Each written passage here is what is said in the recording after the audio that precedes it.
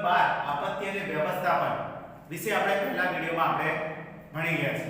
હવે પહેલા વિડિયોમાં આપણે જોયું હતું કે ભાઈ આપત્તિ એટલે શું, આપત્તિ કોને કહીશું, એના પ્રકારો કયા છે, બરોબર। તો આપત્તિના મુખ્ય બે પ્રકારો હતા આપણે જોયું હતું કે એક છે કુદરતી આપત્તિ અને બીજું છે માનવ સર્જિત આપત્તિ।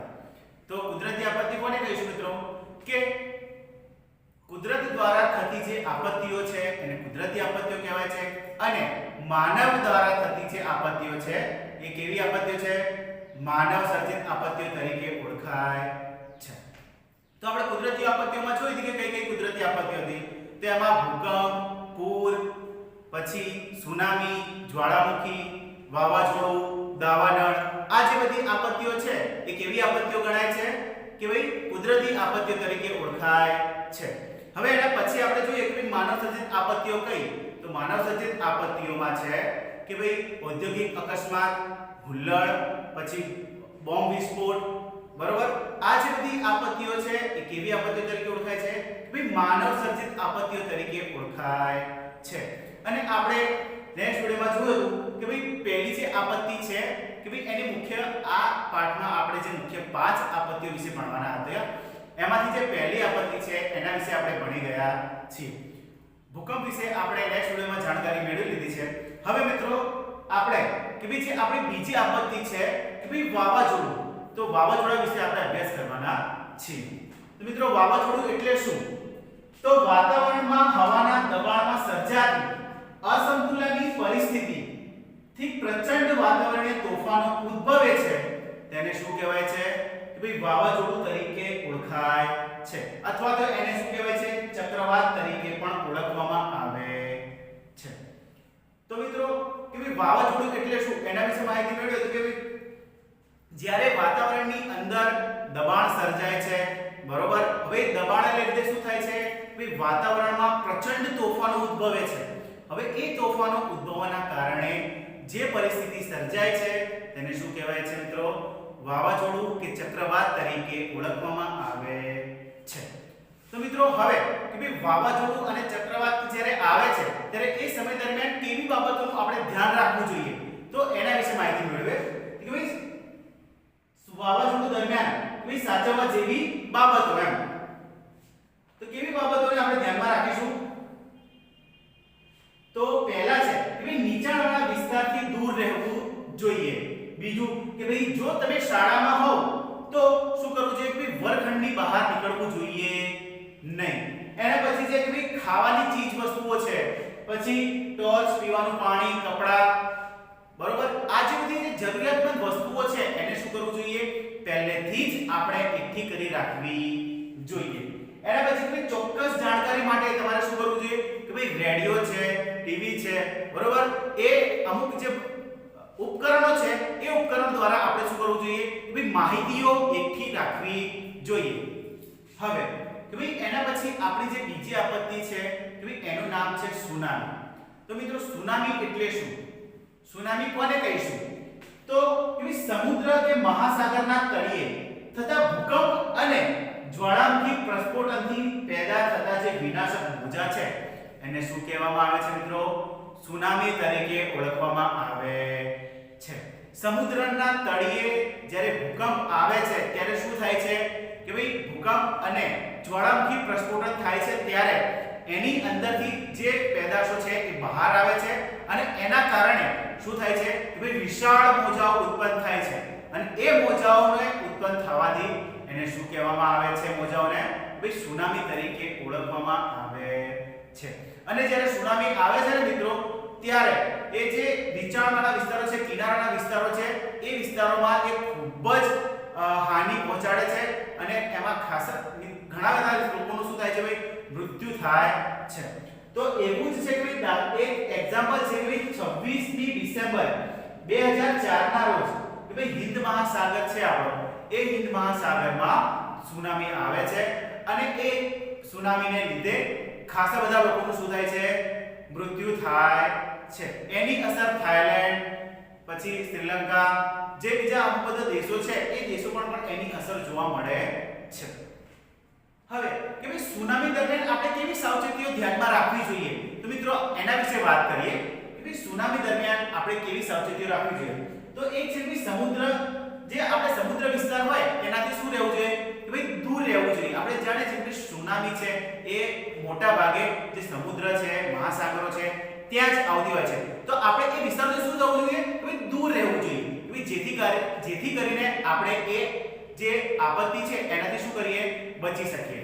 પછી કે ભાઈ સુનામી વખતે કે ભાઈ ઊંચાણવાળી જગ્યા પર હોવ તમે તો એ જગ્યાને છોડવી જોઈએ નહીં. જો તમે એ જગ્યાને છોડશો, નીચાણવાળી વિસ્તારમાં જશો તો તમારું મૃત્યુ શું થશે થઈ જશે. તો આપણે જે ઊંચાણવાળી જગ્યા પર હોઈએ ને મિત્રો તો ત્યાંથી આપણે જવું જોઈએ નહીં. એના પછી છે કે ભાઈ આપણી જે કિંમતી સામાનો છે, દવાઓ છે એને શું કરવું જોઈએ તૈયાર રાખવું જોઈએ. ભાઈ જેથી કરીને કે ભાઈ સુનામી દરમિયાન કઈ પણ જાતની હાનિ થાય તો એની સામે શું કરી શકીએ આપણે રક્ષણ મેળવી શકીએ. એના પછી ભાઈ તંત્ર દ્વારા અપાતી જે સૂચનાઓ છે એનું શું કરવું જોઈએ આપણે પાલન કરવું જોઈએ. ભાઈ રેડિયો દ્વારા એ સૂચનાઓ આપે છે તો આપણે રેડિયો સાંભળવો જોઈએ અને જેને કારણે શું થાય છે કે ભાઈ આપણે એ આપત્તિઓથી શું થઈ શકે છે બચી શકીએ છીએ. હવે એના પછી એક આપત્તિ છે ભાઈ પૂર, કે મિત્રો પૂરની પરિસ્થિતિ ક્યારે સર્જાય છે. તો મિત્રો એ જોઈએ આપણે કે ભાઈ એક ધારા વરસાદ કે અતિવૃષ્ટિના પરિણામે શું થાય છે વિશાળ ભૂ વિસ્તારોનું શું થાય છે જળમગ્ન થવું, તેને શું કહે છે પૂર તરીકે ઓળખવામાં આવે છે.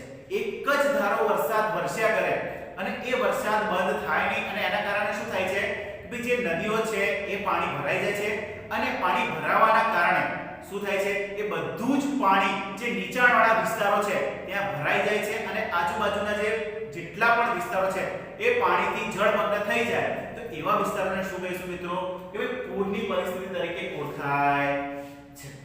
તો મિત્રો હવે પૂર આવે છે ત્યારે આપણે કેવી સાવચેતીઓ ધ્યાનમાં રાખવી જોઈએ કે ભાઈ જેથી કરીને આપણે પૂરની પરિસ્થિતિ જે આપત્તિ છે એનાથી બચી શકીએ.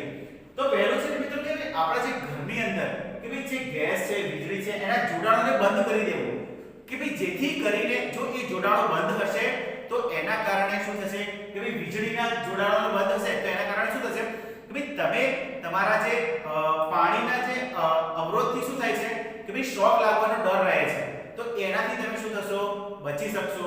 તો મિત્રો ગેસ અને વીજળીના જોડાણોને પહેલા તો શું કરી દેવું જોઈએ બંધ કરી દેવું જોઈએ. પછી કે ભાઈ ઊંચા વિસ્તારોની માહિતી રાખો અને પૂર દરમિયાન શું કરો ત્યાં સ્થળાંતર કરો. જો તમને પૂરની પરિસ્થિતિ લાગે છે કે હવે પૂર આવવાનું છે તો તમારે પહેલેથી જ ઊંચાણવાળી જગ્યા છે એને શું કરવું જોઈએ કે શોધી રાખવી જોઈએ કે ભાઈ જેથી કરીને તમે શું કરી શકો તમે અને તમારા પરિવારજનો શું કરે એ જગ્યા પર સ્થળાંતર કરી શકે. હવે એના પછી વાત છે કે તંત્ર દ્વારા જે અપાતી ચેતવણી છે એને શું કરવું જોઈએ વર્તવું જોઈએ કે ભાઈ કોઈ પણ બાબતની જે માહિતી આપે છે તંત્ર આપણને બરોબર તો એની આપણે ખાસ ધ્યાન રાખવું જોઈએ જેથી કરીને આપણે શું થઈશું કે જે પૂરની પરિસ્થિતિ છે ને એનાથી આપણે બચી શકીશું. હવે એના પછી છે કે દુષ્કાળ.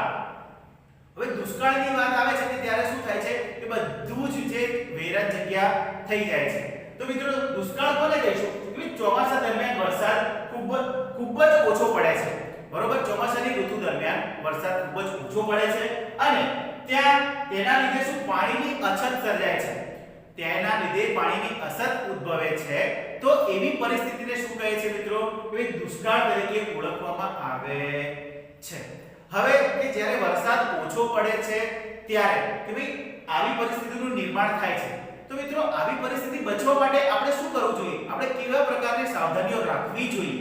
તો મિત્રો સૌપ્રથમ જોઈએ આપણે તો કે ભાઈ પાણીના ઉપલબ્ધ જથ્થા મુજબ આયોજન કરવું જોઈએ કે ભાઈ આપણી પાસે જેટલું પાણી છે એ પાણીને શું કરવું જોઈએ કે ભાઈ જેટલું પાણી છે એટલું જ પાણીનો આપણે વ્યવસ્થિત રીતે ઉપયોગ કરવો જોઈએ, એનો બગાડ કરવો જોઈએ નહીં.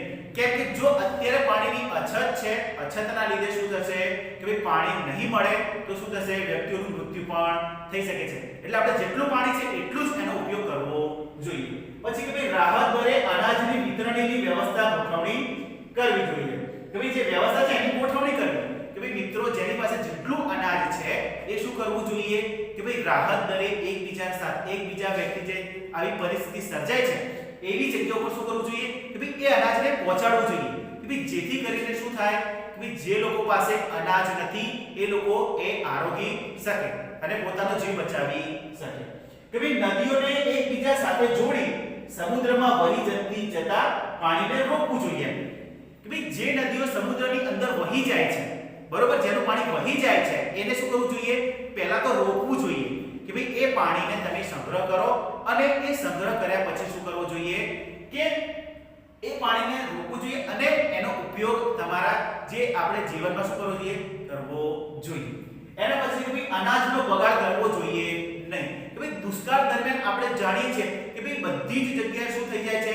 એકદમ વિરાન થઈ જાય છે સૂકી જમીન થઈ જાય છે તો અનાજ ઉગાડવું ખૂબ જ મુશ્કેલ પડી જાય છે તો મિત્રો જે અનાજ છે એનો બગાડ શું કરવો જોઈએ ભાઈ આપણે અટકાવવો જોઈએ કે ભાઈ જેથી કરીને આવી દુષ્કાળની પરિસ્થિતિ સર્જાય તો ત્યારે આપણે એ મદદરૂપ લઈ શકીએ તો મિત્રો આજે આપણે જોયું કે ભાઈ જે આપત્તિઓ છે એના વિશે આપણે વિવિધ જાણકારીઓ મેળવી એમાં જોયું આજે આપણે વાવાઝોડા વિશે વાત કરી એના પછી સુનામી વિશે વાત કરી પછી પૂરની પરિસ્થિતિ વિશે વાત કરી અને દુષ્કાળ વિશે વાત કરી મિત્રો આવી ઘણી બધી એવી પરિસ્થિતિઓ છે કે જેના લીધે આપણે માનવ પર શું થાય છે ઘણી બધી અસર થાય છે તો મિત્રો એનાથી ગભરાવાની જરૂર નથી હા પણ જો તમે એની સાવચેતી સરળતાથી કરશો તો તમે એ આપત્તિથી બચી શકશો તો મિત્રો જરા તમને આ ચલાવે છે પણ ખબર પડી ગઈ છે મિત્રો તો હવે મિત્રો મળીશું નેક્સ્ટ વિડિયોમાં એક નવા ચેપ્ટર સાથે નવા ટોપિકો સાથે ત્યાં સુધી મિત્રો